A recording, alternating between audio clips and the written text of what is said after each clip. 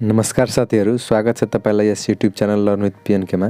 साथीहरू, अहिले हामी हेल्थ लोकसेवा तयारीमा छौँ र तपाईहरुलाई जानकारी गराउँ कि म दिनहुँ तपाईको लागि इम्पोर्टेन्ट टपिकहरुमा चाहिँ भिडियो लिएर आइरहन्छु किनभने धेरै यस्तो साथीहरू हुन्छ जो चाहिँ कोचिङ पढ्नु भएको छैन, अर्थात् लोकसेवाको तयारी गरिरहनु भएको छैन कुनै इन्स्टिट्युटबाट। उहाँहरूको लागि यो भिडियो निकै नै महत्त्वपूर्ण रहेको छ। त्यस्तै धेरै साथीहरूलाई धेरै टपिकमा कन्फ्युजन हुन्छ कि यो टपिक मैले बुझेन भनेर, त्यसको लागि पनि यो उपयोगी रहेको छ। र कोही साथीहरूले कोचिङ पढ्नुहुन्छ तर उहाँहरूले नोट बनाउनु भएको छैन भने उहाँहरूको लागि पनि यो भिडियो चाहिँ निकै उपयोगी हुन्छ। र यदि तपाई कुनै टपिक एकचोटिमा बुझ्नु भएको छ भने त्यसको लागि पनि यो भिडियो उपयोगी रहेको छ। त्यसैले कृपया साथीहरू, तपाईहरु यो भिडियो हेर्नुहुन्छ भने कृपया लाइक र सब्स्क्राइब गर्नुहोला, साथै आफ्नो साथीसँग शेयर गर्नुहोला यदि कसैलाई उपयोगी लाग्छ भने, यदि कसैलाई चाहिएको छ भने। किनभने पछिल्लो भिडियोहरू पनि निकै महत्त्वपूर्ण रहेको छ, जस्तै कि टाइफाइड फिभरको कुरा गर्यौ या फेरि हामी फर्स्ट एडको टपिकहरूको कुरा गरौँ। लगभग फर्स्ट एडको सबै टपिक मैले कभर गरिसकेको हो। अहिले चाहिँ हामी कम्युनिटी तर्फको चाहिँ टाइफाइड फिभर, कोलेरा, भाइरल हेपाटाइटिसको चाहिँ हामीले केही दिनदेखि चाहिँ भिडियो पोस्ट गरिरहेको छु। त्यस्तै आजको टपिकमा चाहिँ हामीले डिप्थेरिया अन्तर्गत कुरा गर्न छौँ, अर्थात् डिप्थेरिया अन्तर्गत के कस्तो पोइन्ट्सहरू इम्पोर्टेन्ट रहेको छ र यसबाट के कस्तो प्रश्नहरू सोध्न सक्छ भनेर चाहिँ हामी डिस्कस गर्छौँ। यो डिप्थेरियालाई नेपालीमा चाहिँ भ्यागुते रोग भनेर चाहिँ भनिन्छ र यो पनि एउटा इम्पोर्टेन्ट टपिकको रूपमा रहेको छ। त्यसैले कृपया ध्यान दिनुहोला। अब हामी अगाडि बढ्छौँ, अर्थात् यो टपिकमा के इम्पोर्टेन्ट रहेको छ त्यो कुराहरू हामी डिस्कस गर्छौँ। यसमा सबैभन्दा पहिलो पोइन्ट रहेको छ ब्याक्टेरियल डिजिज। यो डिप्थेरिया भनेको चाहिँ ब्याक्टेरियल डिजिज जो पनि रेस्पिरेटरी सिस्टम, यो रेस्पिरेटरी सिस्टमको ब्याक्टेरियल डिजिज हो, कज्ड बाई साइनोबैक्टेरियम डिप्थेरिया, अर्थात् यसको कजेटिभ एजेन्ट चाहिँ साइनोबैक्टेरियम डिप्थेरी रहेको छ। यो चाहिँ एमसीक्यूमा सोध्न सकिन्छ कि डिप्थेरियाको चाहिँ कजेटिभ एजेन्ट कुन हो त। त्यस्तो अवस्थामा हामी बुझ्नुपर्छ कि त्यो साइनोबैक्टेरियम डिप्थेरी हो। यहाँ डिप्थेरी शब्द आएकोले हामीलाई छुट्याउन सजिलो हुन्छ कि यो डिप्थेरियाको कजेटिभ एजेन्ट हो। त्यस्तै रहेको छ व्हिच प्रोड्युस एक्जोटोक्सिन, अर्थात् यो साइनोबैक्टेरिया डिप्थेरीले चाहिँ एक्जोटोक्सिन प्रोड्युस गर्छ जसले चाहिँ यो डिप्थेरिया डिजिज गराउँछ।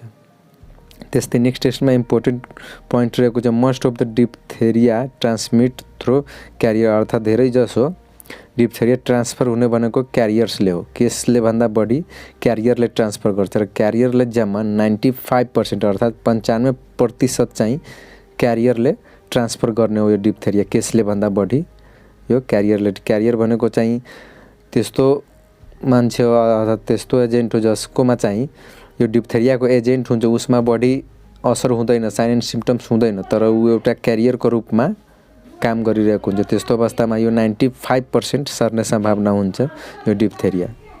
त्यस्तै नेक्स्ट रहेको छ case carrier sub clinical cases and chronic carrier are seen. अघि पनि कुरा गऱ्यौँ कि यसमा क्यारियरले 95% ट्रान्समिट गर्छ भने यसमा case carrier sub clinical cases र क्रोनिक क्यारियर हुने सम्भावना एकदमै छ, किनभने हुनै पर्छ, हैन भने यो क्यारियरले कसरी चाहिँ 95% ट्रान्समिट गर्न सक्छ। त्यसैले यो सबै यसमा हुन्छ। त्यस्तै नेक्स्ट रहेको छ नाजल क्यारियर आर मोर डेन्जरस। यसमा विभिन्न प्रकारको क्यारियरहरू हुन्छ जसमा पनि यो नाजल क्यारियर अर्थात् जसको मेनली चाहिँ नोजमा चाहिँ यो डिप्थेरियाको ब्याक्टेरिया हुन्छ, अर्थात् साइनोबैक्टेरियम डिप्थेरी हुन्छ, त्यसले चाहिँ बढी डेन्जरस हुन्छ किनभने यसले चाहिँ बढी ट्रान्समिट गर्ने हो डिप्थेरिया। त्यस्तै नेक्स्ट रहेको छ immunisation does not prevent from carrier stage, अर्थात् यदि कोही क्यारियरको रूपमा छ भने त्यस्तोलाई यो इम्युनाइजेसनले पनि केही प्रभाव पार्दैन, अर्थात् केही असर गर्दैन, केही प्रिभेन्टै गर्दैन। यो इम्युनाइजेसनले पनि क्यारियर स्टेजलाई चाहिँ केही प्रभाव पार्दैन। यो पनि इम्पोर्टेन्ट रहेको छ कि in which disease immunisation does not prevent carrier stage भनेर। त्यस्तो अवस्थामा हामी डिप्थेरिया बुझ्नुपर्छ। त्यस्तै नेक्स्ट रहेको चाहिँ usually occurs in 1 to 5 years of children. यो मोस्टली हुने भनेको चाहिँ 1 देखि 5 वर्षको बच्चामा कमनली हुने हो। यो पनि एमसीक्यू यसबाट आउन सक्छ कि मोस्ट कमनली 1 to 5 yearsमा हुने डिजिज कुन हो। त्यस्तो अवस्थामा हामीले डिप्थेरिया बुझ्नुपर्छ। अथवा अर्को तरिकाले पनि बुझ्न सकिन्छ कि डिप्थेरिया मोस्टली कुन एज ग्रुपमा हुन्छ। त्यस्तो अवस्थामा 1 to 5 इयर्स अफ चिल्ड्रेन भनेर हामीले बुझ्नुपर्छ। त्यस्तै यसमा केस फ्याटलिटी इज 5 to 10%, अर्थात् अनट्रिटेड केस छ भने त्यस्तो अवस्थामा 5 देखि 10% डेथ रेट यसमा हुन सक्छ। त्यस्तै नेक्स्ट रहेको छ टाइप्स भनेर, यो चाहिँ जम्मा 2 प्रकारको रहेको छ, रेस्पिरेटरी र नन रेस्पिरेटरी। यो मोस्टली भनेको हुने रेस्पिरेटरी सिस्टममा हो, तर पनि यो नन रेस्पिरेटरी पनि दिएको रहेछ, किनभने यो धेरै कम मात्रामा हुने र यो हाम्रो लागि त्यति आवश्यकको विषय पनि होइन।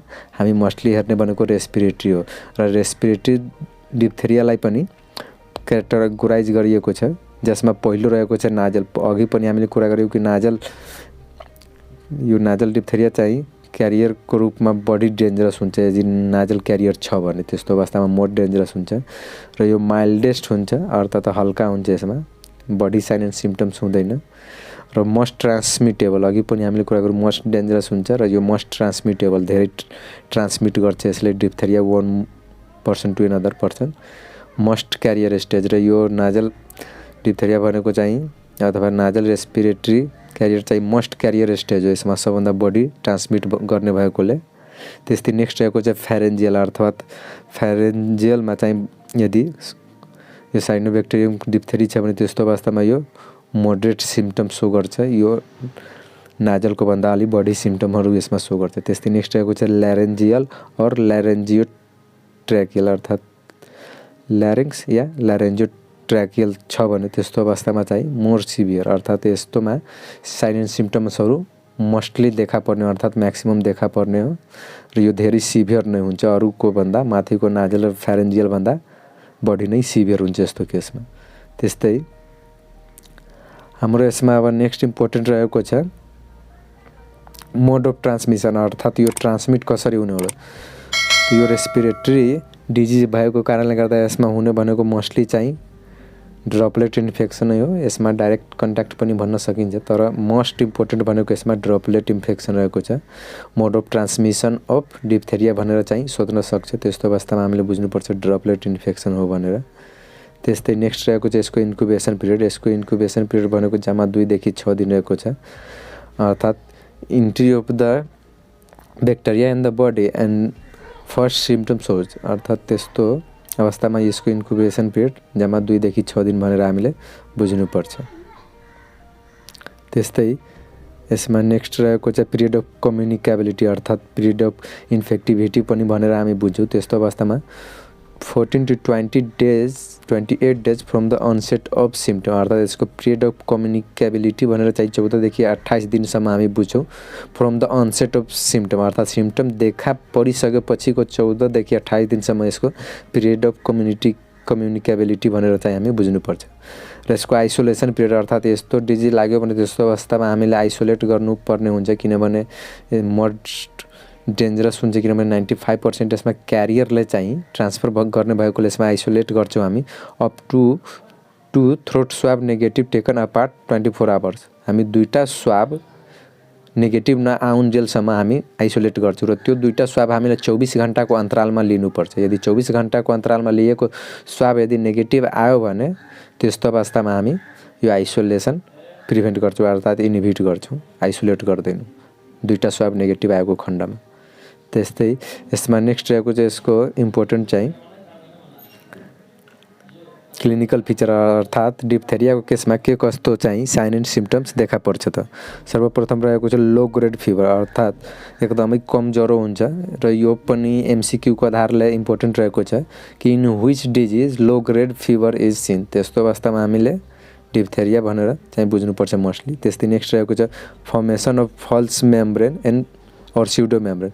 यस्तो अवस्थामा चाहिँ स्युडो मेम्ब्रेन अर्थात् फल्स मेम्ब्रेन, फल्स र स्युडो भनेको सेमै मिनिङ लाग्छ, अर्थात् फल्स भनेर बुझ्नुपर्छ कि यो ट्रु मेम्ब्रेन होइन, यो फल्स मेम्ब्रेन हो र यसलाई स्युडो मेम्ब्रेन भनेर पनि भनिन्छ, जसलाई चाहिँ हामी मेम्ब्रेनस टन्सिलाइटिस भनेर बुझ्छौँ। यसमा एउटा फल्स मेम्ब्रेन बन्छ जसलाई चाहिँ हामी मेम्ब्रेनस टन्सिलाइटिस भन्छौँ।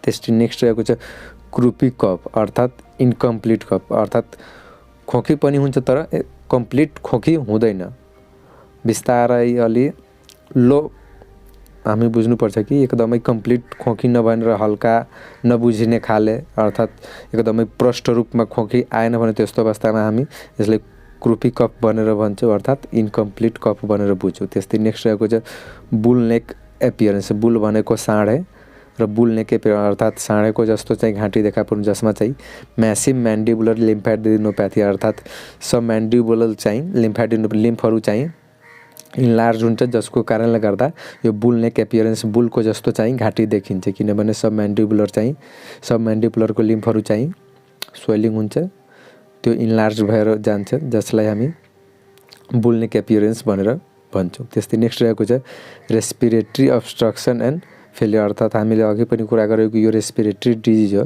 त्यसैले यसमा रेस्पिरेटरी अब्स्ट्रक्सन हुन, ब्लकेज हुनसक्छ, जसको कारणले गर्दा रेस्पिरेटरी फेलर पनि हुनसक्छ। यो हामीले बुझ्नुपर्छ र यो पनि इम्पोर्टेन्ट रहेको छ एमसिक्यूको आधारले। त्यस्तै नेक्स्ट रहेको चाहिँ यसमा डायग्नोसिस अर्थात् यसमा कसरी जाँच गर्न सकिन्छ, कसरी आइडेन्टिफाई गर्न सकिन्छ कि यो वास्तवमा डिप्थेरिया हो भनेर। त्यस्तो अवस्थामा थ्रोट स्वाब कल्चर अघि पनि हामीले कुरा गऱ्यौँ कि आइसोलेसन पिरियडमा कि दुईटा स्वाब नेगेटिभ नआएसम्म हामीले आइसोलेट गर्ने हो, त्यसैले यसको मेन डायग्नोसिस भनेकै थ्रोट स्वाब कल्चर हो, जसमा हामी डिप्थेरियाको ब्याक्टेरिया अर्थात् साइनोब्याक्टेरियम डिप्थेरी चाहिँ देखा पर्छ। यो डायग्नोसिस अफ चोइसको रूपमा रहेको छ। यसमा एमसिक्यू सोध्न सकिन्छ which of the following is the diagnosis of choice for diphtheria. त्यस्तै नेक्स्ट रहेको छ सिक टेस्ट अर्थात् यहाँ चाहिँ सिक टेस्ट। यो हामीले त्यति बुझ्न जरुरी छैन, तर यो हामीले बुझ्नुपर्छ कि यो सिक टेस्ट गर्ने भनेको चाहिँ डिप्थेरियाको केसमा र यो एमसिक्यूमा पनि सोध्न सकिन्छ कि सिक टेस्ट कुन डिजिजमा गरिन्छ, त्यस्तो अवस्थामा हामीले डिप्थेरिया बुझ्नुपर्छ। त्यस्तै हाम्रो नेक्स्ट रहेको चाहिँ ट्रिटमेन्ट अर्थात् यस्तो अवस्थामा डिप्थेरियाको केसमा के कस्तो ट्रिटमेन्ट गर्न सकिन्छ। यसमा चाहिँ हामीले युज गर्ने भनेको एन्टिबायोटिक हो, ब्याक्टेरियल डिजिज भएको र एन्टिबायोटिक नै हामी प्रयोग गर्छौँ र एन्टिबायोटिकको रूपमा हामीले एरिथ्रोमाइसिन प्रयोग गर्छौँ। यो चाहिँ ड्रग अफ चोइस रहेको छ एरिथ्रोमाइसिन ट्रिटमेन्ट अफ डिप्थेरियाको लागि। Which of the following drug is drug of choice for diphtheria, त्यस्तो अवस्थामा एरिथ्रोमाइसिन बुझ्नुपर्छ र यसको डोजको रूपमा चाहिँ हामी 30 to 50 mg अर्थात् 30 देखि 50 mg per KG in 4 divided dose for 10 days अर्थात् 30 देखि 50 mg पर केजीको हिसाबले प्रयोग गर्छौँ हामी क्युआइडी अर्थात् 4 डिभाइडेड डोजमा 10 दिनको लागि हामीले दिनुपर्छ। त्यस्तै नेक्स्ट रहेको छ डिप्थेरिया एन्टिटोक्सिन अर्थात् डिप्थेरियाको एन्टिटोक्सिन दिन्छौँ डिप्थेरियाको एगेन्स्टमा। त्यस्तै नेक्स्ट रहेको छ रेस्पिरेटरी केयर। यो रेस्पिरेटरी केयर किन गर्छौँ भने हामी अघि पनि साइन एन्ड सिम्पटममा कुरा गरेको थियौँ कि यसले रेस्पिरेटरी अब्स्ट्रक्सन गराउँछ, जसको कारणले गर्दा रेस्पिरेटरी फेलर हुनसक्छ र त्यसबाट बच्नको लागि हामीले ट्रिटमेन्टको रूपमा रेस्पिरेटरी केयर गर्न एकदमै जरुरी हुन्छ, होइन भने पेसेन्ट रेस्पिरेटरी फेलर भएर मर्न सक्ने सम्भावना पनि हुन्छ। त्यस्तै नेक्स्ट रहेको चाहिँ कम्प्लिकेसन अर्थात् यस्तो अवस्थामा के कस्तो कम्प्लिकेसन आउन सक्छ त।